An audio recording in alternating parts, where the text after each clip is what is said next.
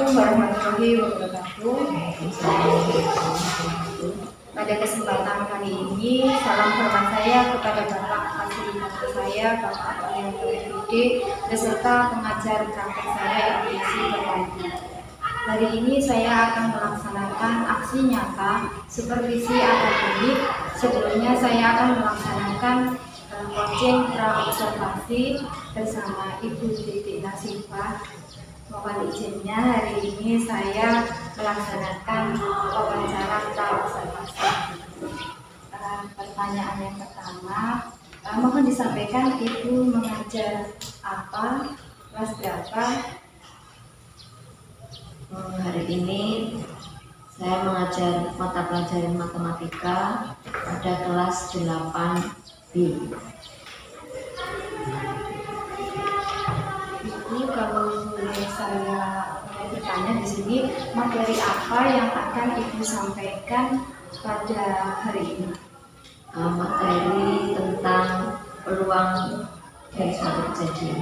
Peluang dari suatu kejadian. Nah, pada materi ini kira-kira kesulitan apa yang Ibu sampaikan ke anak-anak? Maksudnya anak-anak itu mempunyai kesulitan apa dalam belajar itu? Sebenarnya materi ini mudah, nyatanya banyak yang bisa. Hanya saja anak-anak yang kurang fokus saja yang tidak mengalami kesulitan. Yang mengalami kesulitan itu anak-anak yang tidak fokus mendengarkan penjelasan dari guru. Ternyata kemarin itu kebanyakan bisa 50-70% itu anak-anak bisa. Jadi 50-70% siswa sudah menguasai materi ini. Iya. Sebenarnya mudah tapi kurang fokus. Terus kemudian ini saya tanya kira-kira apa tujuan pembelajaran pada materi ini? Agar siswa bisa menghitung peluang dari suatu kejadian dari semua kemungkinan-kemungkinan yang terjadi. Kemudian area pengembangan apa yang nantinya ke depan Ibu ingin capai dari pembelajaran yang Ibu sampaikan? Ini bisa diterapkan pada kehidupan sehari-hari kita.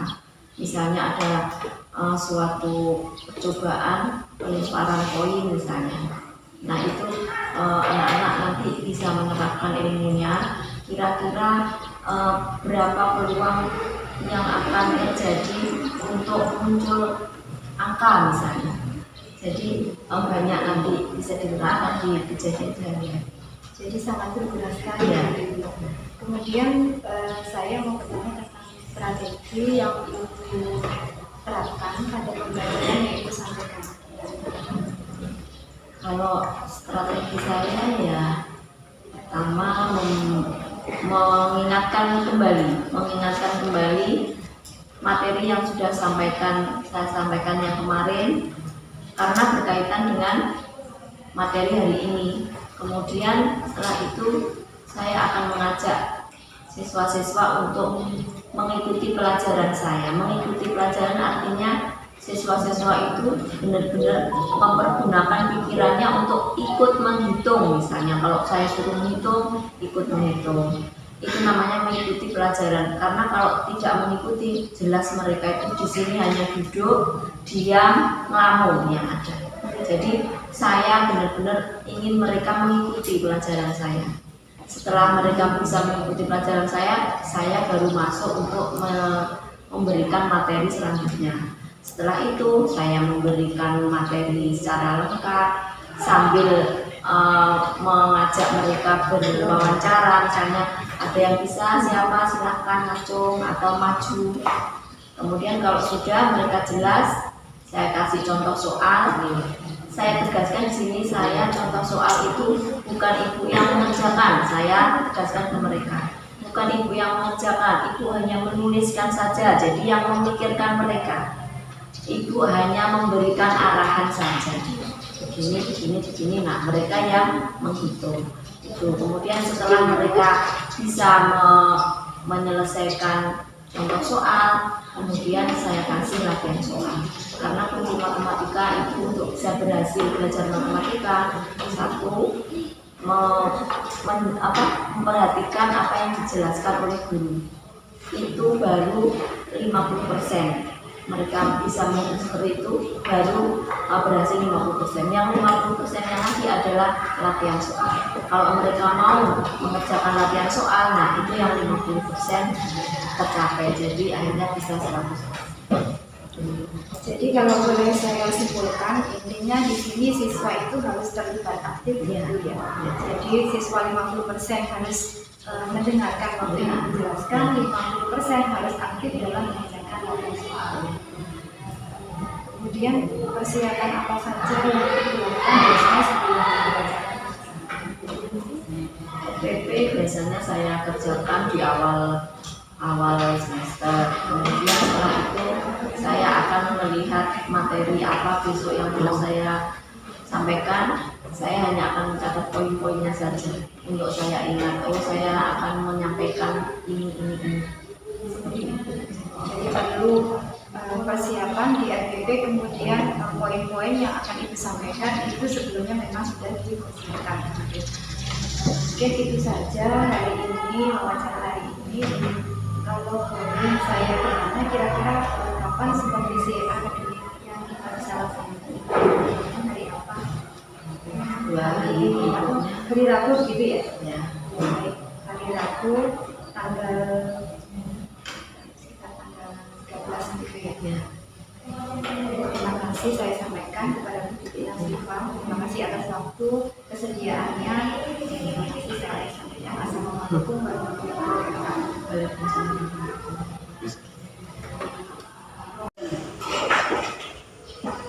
Assalamualaikum warahmatullahi wabarakatuh. Waalaikumsalam warahmatullahi wabarakatuh. Sudah berdoa tadi ya? Terus hari ini sehat semua? Kemarin ada tugas atau PR? Tidak ada ya? Kalau tidak ada, sekarang kita lanjutkan materi. Yang kemarin itu kita sudah belajar mengenai ruang sampel, ya. Kemudian kejadian, kemudian kemungkinan, ya. Masih ingat yang dinamakan ruang sampel pelajaran kemarin? Apa? Semua kemungkinan yang terjadi. Ya, coba bilang yang keras. Semua kemungkinan yang akan terjadi. Ya, semua kemungkinan. Yang namanya semua itu ya ditulis semua ya. Kemungkinan yang akan terjadi itu namanya ruang sampel. Nah, sekarang kita akan melanjutkan materi yang berikutnya adalah peluang kejadian. Jadi kita akan belajar mengenai peluang kejadian. Nah, peluang itu artinya kemungkinannya berapa persen. Misalnya kemungkinannya berapa persen akan terjadi kejadian yang kita maksud. Jadi misalnya gini, Ibu mempunyai koin atau uang logam ya, Ibu lempar satu kali plek ya, itu kan ada dua sisi angka dan sisi gambar. Kira-kira peluangnya untuk muncul gambar berapa persen? Nah, itu loh yang dinamakan dengan peluang. Jadi kemungkinan dia akan muncul kejadian yang kita maksud. Jadi peluang kejadian itu nanti bisa disimbolkan dengan P. P dari A. Nah, apa PA itu? PA adalah peluang kejadian A. Ya, peluang kejadian A. Apa rumusnya? Rumusnya peluang kejadian A itu adalah N dari A dibagi dengan NS. Apa NS kemarin? Apa NS? Apa NS? jumlah ya, jumlah anggota ruang sampel, jumlah anggota ruang sampel dan jumlah kemungkinan yang akan terjadi apa saja itu jumlahnya ada berapa. Kalau NA adalah jumlah kejadian yang dimaksud ya. Jadi contoh sekarang, contoh ada nomor 1 pelemparan satu buah koin. Berapa peluang kejadian muncul gambar ya. Nah nih, sekarang cara mengerjakannya begini, jawab. Yang ditanyakan apa ya? Yang ditanyakan apa? Munculnya gambar. Berarti kejadiannya adalah G. G adalah sama dengan muncul gambar ya. Kemudian yang ditanyakan adalah berapa peluangnya dari G, berapa peluangnya dari muncul gambar ya. Nah sekarang kita sudah tahu G itu munculnya gambar, kemudian S kita harus mencari dulu S, ruang sampelnya apa. Kalau kita melempar satu buah koin, maka ruang sampelnya terdiri dari apa saja? Ya betul, yang keras. Angka dan gambar ya. Angka, gambar. Ini adalah ruang sampelnya. Kemungkinan yang akan terjadi angka dan gambar, tidak ada kemungkinan yang lain. Nah, berarti di sini ketemu NS-nya berapa? 2. Jumlahnya ini ada 2 yaitu angka dan gambar. Yang ditanyakan adalah PG, peluang muncul gambar, sama dengan rumusnya ditulis dulu N dari G ya. Karena di sini bukan G, maka di sini NG. Kalau ini tadi A karena kejadiannya A, maka di sini NA per NS. Kalau di sini kejadiannya muncul gambar, ibu kasih nama G, maka di sini yang ditanyakan PG. PG sama dengan NG dibagi NS ya. Sama dengan NG berapa? NG-nya di sini ada berapa G? G 1. Jadi karena ini hanya ada 1 yang muncul G, ditulis NG-nya adalah 1 per NS-nya berapa? 2. Nah, jadi di sini jadi peluang muncul gambar adalah sama dengan setengah. Jadi peluang itu berupa angka. Berapa peluang muncul gambar? Setengah. Dari mana? Dari ini. Rumusnya peluang sama dengan jumlah kejadian yang ditanyakan per banyaknya ruang sampel. Ruang sampel itu adalah apa? Banyaknya kejadian, kemungkinan yang akan terjadi, sama dengan ini G-nya hanya ada 1 di sini, jadi ditulis 1 per NS. NS-nya adalah 2. Jadi ruang peluang munculnya gambar adalah setengah. Sampai contoh 1 ada yang tanya. Bisa? Ini masih contoh yang mudah. Sekarang yang nomor 2. Pada pelemparan satu buah dadu. Nah, berapa peluang muncul mata dadu genap? Ya. Nah, ini yang ditanyakan.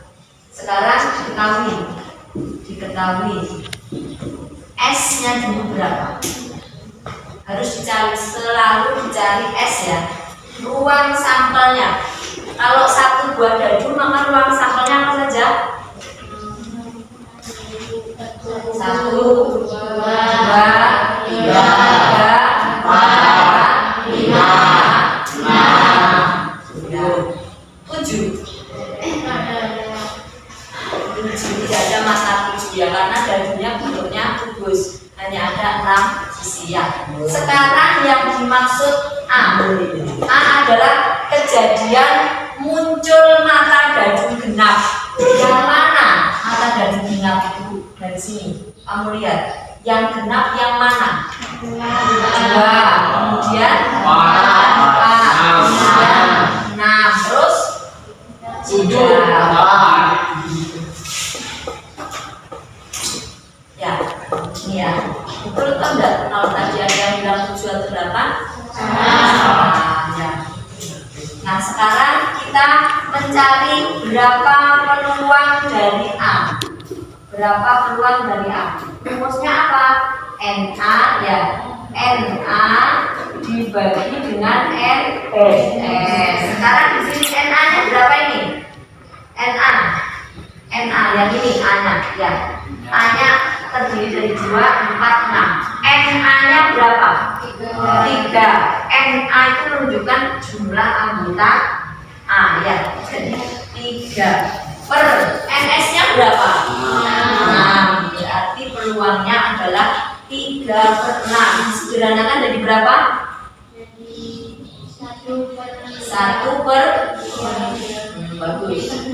1/2. Betul. Bagus ya. Nah, sekarang untuk contoh nomor 2 ada pertanyaan? Bisa? Jelas? Sekarang untuk latihannya kalian kerjakan nanti halaman 291 karena waktunya sudah habis. Jadi untuk latihan di rumah nomor 1, 2, 3 ya. Nah, sekarang kita simpulkan dulu semuanya apa yang sudah kita bahas hari ini, yaitu mengenai peluang kejadian. Apa rumusnya? PA sama dengan NA dibagi NS. PA itu adalah peluang kejadian A ya. NA apa NA? Jumlah kejadian A.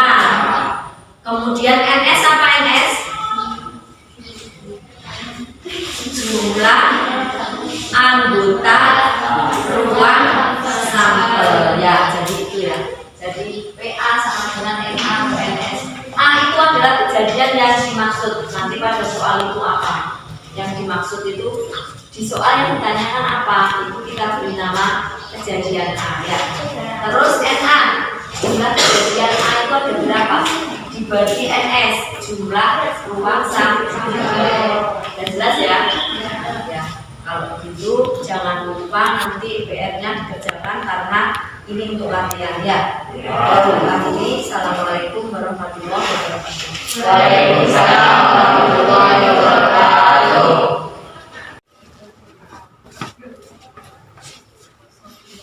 Assalamualaikum warahmatullahi wabarakatuh. Waalaikumsalam.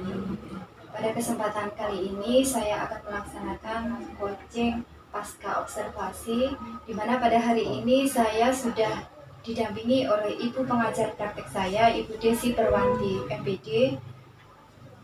Saya mohon waktunya kepada Ibu Titi Nasifa. Pada hari ini saya melaksanakan wawancara atau istilahnya coaching pasca observasi seperti si akademik itu.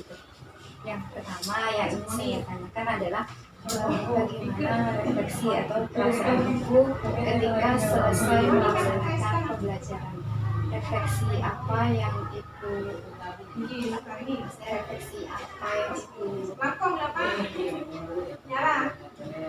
Kalau tadi saya merasakan itu anak-anak sudah banyak yang fokus, hanya beberapa anak yang tidak fokus. fokus. Jadi saya setelah melaksanakan pembelajaran saya merasa sudah sesuai dengan apa yang saya harapkan. Tapi ya saya memang harus benar-benar menjaga fokus mereka. Jadi setiap kali apapun ada anak yang menyimpang kelakuannya sehingga membuat keributan atau membuat anak yang lain tidak fokus, selalu langsung saya ingatkan. Jadi pada pembelajaran matematika itu menekankan pada fokus atau konsentrasi kepada pembelajaran seperti ini sehingga mereka bisa menangkap dari pembelajaran yang disampaikan. Kemudian yang kedua, apakah dalam pembelajaran sudah sesuai dengan RPP atau rencana pembelajaran yang Ibu susun atau persiapkan sebelumnya? Sudah saya sudah sesuai dengan rencana. Kemudian dalam pembelajaran kemarin kira-kira apakah yang sudah baik atau yang sudah istilahnya yang bisa dipertahankan untuk kedepannya seperti itu Bu, pembelajarannya? Ya itu tadi, anak-anak harus fokus, Fokus itu harus dijaga terus. Ya. Apakah kedepannya ada lagi yang ingin Ibu tingkatkan mengenai pembelajarannya itu? Ya, setelah anak-anak fokus sebenarnya saya ingin mencoba untuk pembelajaran yang sistem mereka menjelaskan di depan. Mereka mempelajari dulu atau yang pernah saya lakukan dulu itu saya menjelaskan, kemudian anak-anak itu saya coba untuk mengungkapkan dari materi yang sudah saya sampaikan, untuk mengungkapkan dengan bahasa mereka. Mereka menjelaskan ke teman-temannya. Itu yang ingin saya cobakan ke siswa-siswa saya, karena dengan mempraktek seperti itu mereka akan belajar berkali-kali. Pertama, menangkap apa yang saya lakukan, sudah belajar. Yang kedua, mereka menulis apa yang saya catatkan di papan tulis, itu sudah 2 kali belajar. Yang ketiga, mereka menyusun apa yang akan mereka sampaikan, sudah 3 kali. Kemudian yang keempatnya, pada saat mereka mengungkapkan atau menjelaskan ke teman-temannya, nah itu sudah 4 kali belajar. Jadi insya Allah nanti hasilnya juga akan lebih bagus. Jadi istilahnya siswa presentasi Ya. dari apa yang dilihat dari Ibu Ya. ke depan mereka ikut menjelaskan Ya. seperti itu. Kemudian saya mau bertanya tentang kira-kira adakah masalah yang timbul waktu pembelajaran yang Ibu sampaikan? Sebenarnya tidak ada, cuma saya juga ingin mencoba kalau misalnya mereka itu kerja secara kelompok seperti apa. Itu mungkin ada masalah kalau seperti itu, karena kadang anak-anak itu yang pinter ya kerjakan, yang lainnya yang enggak, kurang mengerti, mereka hanya numpang nama saja. Jadi itu mungkin yang kendala yang harus bisa dihilangkan, cuma belum saya coba. Jadi dibentuk kelompok-kelompok Ya. di mana di situ Pak bisa bisa mengerjakan secara bersama-sama. Kerja sama mereka. Tapi biasanya kalau di dalam kelompok itu yang masalahnya ada siswa yang pintar, siswa lain hanya membantukan Ya. ikut seperti itu. Kira-kira ada cara pemecahan nggak untuk anak yang istilahnya hanya numpang nama seperti itu kira-kira? Biasanya saya tekankan begini, sekarang ini tidak hanya 1 orang yang tahu atau 2 orang, tapi semua harus tahu. Yang tidak tahu harus tanya ke yang tahu harus menjelaskan ke temannya. Jadi satu kelompok harus tahu semua. Harus tahu semua, jadi yang nggak tahu belajar Ya. kepada yang pintar dalam kelompok seperti itu. Itu yang saya tekankan.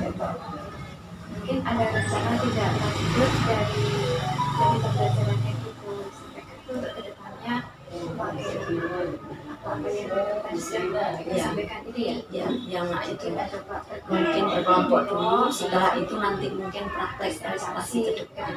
Ya.